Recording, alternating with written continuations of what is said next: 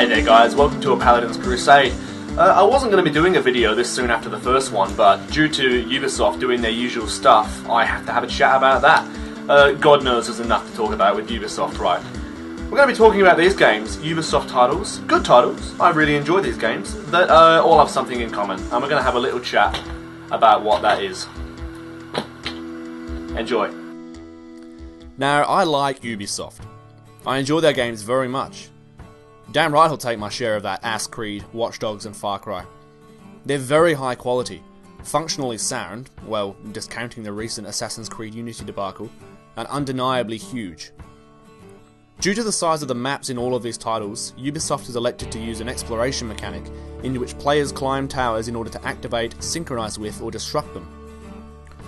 This usually removes the fog of war from a sizable section of the map or highlights items of key interest or extra missions. If you've played any of the Assassin's Creed games, you'll know what I'm talking about. Effort has been made in recent years to make this more interesting. In Far Cry 3 and its sequel, Far Cry 4, each tower is unique and requires a different approach to get to the top. Doing so unlocks a free weapon and highlights key areas of interest nearby. In Watch Dogs, each tower requires the solving of a hacking puzzle which opens safe houses as well as revealing items. Now, these are all good mechanics, and it's nice to see that Ubi is putting in efforts to make them more interesting. However, if rumours are true, the soon-to-be released The Crew has communication towers to unlock as well. It's a driving game. I don't know how to feel about this. It'd be nice to see Ubisoft do something different with an open-world game. Now look, I haven't taken part in the beta, I'm sure it'll be a good game. Although, admittedly, I'm not a huge fan of driving games anyway. I just feel like this old formula, while a tried, tested and successful one, might be getting a little bit tired.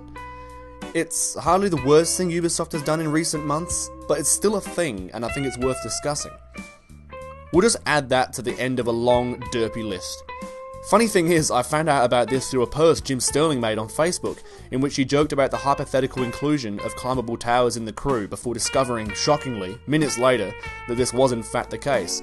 That guy's sixth sense never ceases to amaze me. Don't get me wrong, the mechanic works, it's a good one. The mechanic isn't broken. It just seems to me that it's beginning to, with its overuse, rob these games of their organic qualities. It feels like when I go into a new Ubisoft game, I'm just playing one of the old ones with a fresh coat of paint, with guns, and in first person. In Far Cry 4, which I love by the way, I found that the towers take me out of the narrative simply because of their similarity to the rest of Ubisoft titles. You know, they've managed to make them different and unique enough to get by. The wooden towers in FC4 have a distinct identity when compared to the traditional steel radio style ones in 3, but I still kind of feel like they're a bit too similar. It's all well and good, they have a system that works, for now. What concerns me is the future. Ubisoft does not make single one-off games, it doesn't happen, we've learnt that from history. The Crew is going to be an ongoing franchise, make no mistake, it is, definitely. Ubi can't help itself, because all of the money is the only amount that it's interested in. And now, every one of them is going to use this mechanic, and that sounds like it could get a little bit boring over time. Now, admittedly, The Crew isn't out yet, it's probably great, and maybe I'm being a little bit judgmental, you know, judging a book by its cover. I'm not coming to you with ideas for alternatives, I just think that the system as it exists today is a little bit worn out.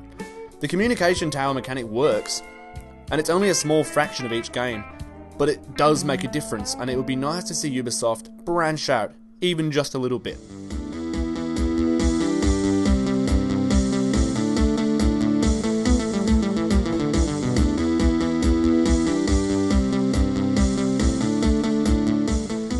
Hey there guys, thank you for watching my video on Ubisoft, I hope you've enjoyed it.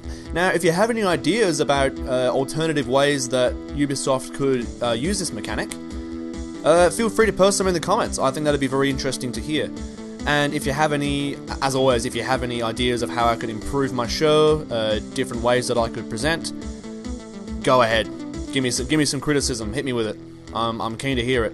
And yeah, don't forget to subscribe if you enjoyed the video, and I'll see you next time.